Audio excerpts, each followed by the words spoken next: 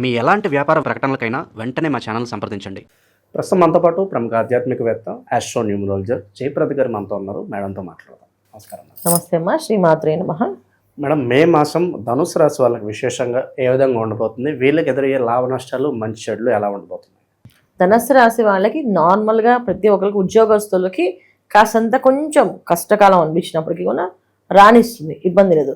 సప్తమ స్థానంలో గురువు ఉండడం వల్ల కాస్తంత వీళ్ళకి పనుల్లో కొంత కనిపించినట్టుగా పని అనుకూలంగా కనిపించినప్పటికీ కొంత అది ప్రతికూలంగానే ఉంటుంది వీళ్ళకి.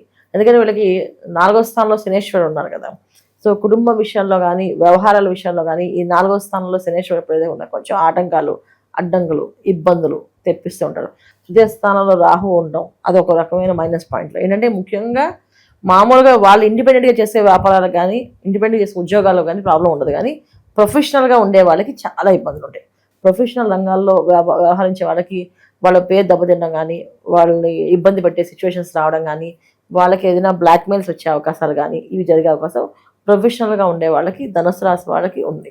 అది టీవీ రంగంలో కావచ్చు, సినిమా రంగంలో కావచ్చు, ఒక యాక్టర్స్ కావచ్చు, ఏదైనా ప్రొఫెషనల్ ఉన్న వాళ్ళు జాగ్రత్తగా ఉండాలి ధనుసు రాశి ఈ మాసంలో. ముఖ్యంగా మామూలుగా ఉద్యోగాలు చేసుకునే వాళ్ళకి, వాళ్ళు ఇండిపెండెంట్గా వ్యాపారాలు చేసుకునే వాళ్ళకి నష్టం అనేది కొంచెమే ఉంది, కానీ పెద్దగా ఏమనిపించి నడిపిస్తుంటుంది. ఎందుకంటే వీళ్ళకి ఏదో ఒక విషయంలో జీవిత భాగస్వామి దగ్గర నుంచి కానీ, స్నేహితుల దగ్గర కానీ, ఇంట్లో వాళ్ళతో కానీ ఏదో ఒక సలహాలు, ఈ పని చేస్తే బాగుంటుంది, నువ్వు ఇలా ఉంటే బాగుంటుంది, అలా చేసుకుంటే బాగుంటుంది అని చెప్పి కుటుంబంలో ఒక వాతావరణం వీళ్ళకి అనుకూలంగా కనిపిస్తుంది.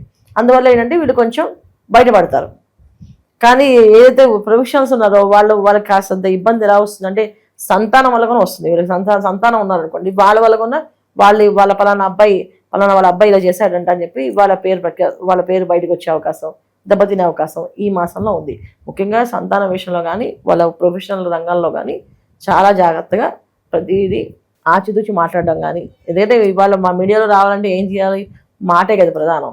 ఏదో ఒక మాట మాట్లాడమో, ఏదో ఒక పని చేయడం వల్ల బయటపడుతుంటుంది. సో అలా చేయకుండా జాగ్రత్తగా ఈ మాసంలో ధనుసు రాశి వాళ్ళు తీసుకోవాల్సిన జాగ్రత్తలు ఇవి ముఖ్యంగా. ఇక వివాహ విషయాల్లో వివాహ ప్రయత్నాలు చేసే వాళ్ళు ఎవరైతే ఉన్నారో వాళ్ళు కూడా కాస్త జాగ్రత్తగానే ఉండాలి. ఎందుకంటే వివాహ ప్రయత్నాలు చేసేటప్పుడు వీళ్ళు అనుకూలంగా అనుకున్నప్పటికీ కూడా అది ప్రతికూలంగా మారే అవకాశం ఉంటుంది. ఏదైనా సరే వీళ్ళకి కాస్త జాగ్రత్తగా వ్యవహరించుకోవడం అనేది చాలా ముఖ్యం. ముఖ్యంగా ప్రొఫెషనల్స్లో సంబంధించిన వాళ్ళకి ఎక్కువగా జాగ్రత్త తీసుకోవాలి. వీళ్ళు వివాహ ప్రయత్నాలు ఉన్నప్పుడు 100% జాగ్రత్తలు తీసుకోవాలి. అంతమించి మిగతా వాళ్ళందరికీ అనుకూలంగా ఉంది. విద్యార్థులకి, విద్యారంగంలో పనిచేసే వాళ్ళకి, అధికారులకి అందరికీ బాగుంది. తర్వాత వ్యాపారస్తులు ఏదైతే ఒక కంపెనీ నడిపిస్తున్నారో దాని కింద వర్కర్స్ ఉన్నారో వర్కర్స్తో చాలా ప్రాబ్లమ్స్ వీళ్ళకి ఈ మాసంలో కనిపిస్తాయి. చెప్పకుండా మానేయడాలు, చెప్పకుండా డబ్బులు ఎత్తుకెళ్ళిపోవడాలు, ఇలాంటి వస్తువులు పోవడాలు, కాస్త కష్టపడ్డాలు, ఇవన్నీ కాస్త ఈ మాసంలో ఒక కంపెనీ రన్ చేసేవాళ్ళు, ధనుసు రాశి వాళ్ళు ఎవరైతే ఉన్నారో కంపెనీ కింద పనిచేసే వాళ్ళలో వీళ్ళకి అలాంటి ఇబ్బందులు ఎక్కువగా ఉన్నాయి. ప్రొఫెషనల్గా ఉండే వాళ్ళకి కాస్తంత ఇబ్బందులు, ఆటంకాలు ఉన్నాయి. మేడం, బయట పరిస్థితులు మనం చూస్తున్నాము. ఆర్టిఫిషియల్ ఇంటెలిజెన్స్ ద్వారా చాలా వరకు ఉద్యోగాలు పోతున్నాయి. అలాగే ఆల్రెడీ జాబ్ చేస్తున్న వాళ్ళు కెరీర్లో గ్రోత్ లేక ఇబ్బంది పడుతున్నారు. అలాగే ఎప్పుడు ఉద్యోగాలు ఊడిపోతాయి అని చెప్పి భయపడుతున్న వాళ్ళు చాలామంది ఉన్నారు. ఈ పరిస్థితుల్ని చక్కబెట్టడానికి మంచి రెమెడీస్ ఏమైనా ఉంటే తెలియజేయండి. తప్పకుండా. అంటే ఇప్పుడు పరిహారాలు చేయడంలో ఒక పద్ధతి అయితే, నా ఉద్దేశం ఏంటంటే ఎప్పుడు కూడా ఒక మనస్తత్వం ఎలా ఉండాలి అంటే వాళ్ళందరూ వాళ్ళు రియలైజేషన్ ఉండాలి. ఎప్పుడు కూడా ఏ పనైనా, ఏ వ్యవహారమైనా. ఇప్పుడు ఉద్యోగాలు పోతున్నాయి, ఉద్యోగాలకు పరిహారమే కావాలి ఖచ్చితంగా అంటే నేను చెప్పేది ఏంటంటే ఉద్యోగం అనేది ఏంటది? ఒక యోగం. అంటే యోగాలు ఇచ్చేవాళ్ళు ఎవరు? మనకి శుక్రుడు అధిపతి. ఆ శుక్రుడు అధిపతి ఉండడం వల్ల శుక్రుడు ఒక అనుగ్రహం కావాలి అంటే స్త్రీలను ఎక్కువ గౌరవించడం, స్త్రీలతో ఎటువంటి ఇబ్బందులు పెట్టకుండా, స్త్రీలతో ఎటువంటి అసభ్యపరమైన పనులు చేయకుండా ఉంటే వీళ్ళకి కలిసి వస్తుంది. అయితే ముఖ్యంగా స్త్రీలు అంటే ఎవరెవరు ఉండే వీళ్ళకి ముఖ్యంగా తల్లి, భార్య, తర్వాత చెల్లెలు, వీళ్ళు ముగ్గురు ఉంటారు. ముఖ్యంగా వీళ్ళ ముగ్గురిని ఏమి అనుకుని ఉంటే ఎవరికైనా సరే ఉద్యోగాలు పోవు. ఇది ఒక పరిహారం.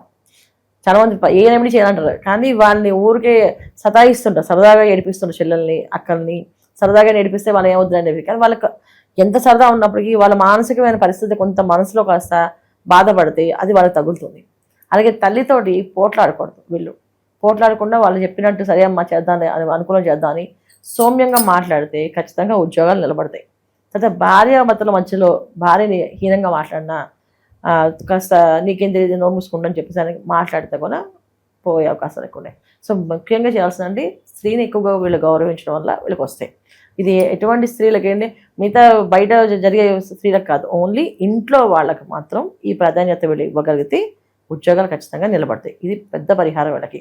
వీళ్ళు మౌనంగా ఇంట్లో సౌమ్యంగా మాట్లాడడమే వీళ్ళకి పెద్ద టాస్క్. అది చేయగలిగితే అదృష్టవంతులే.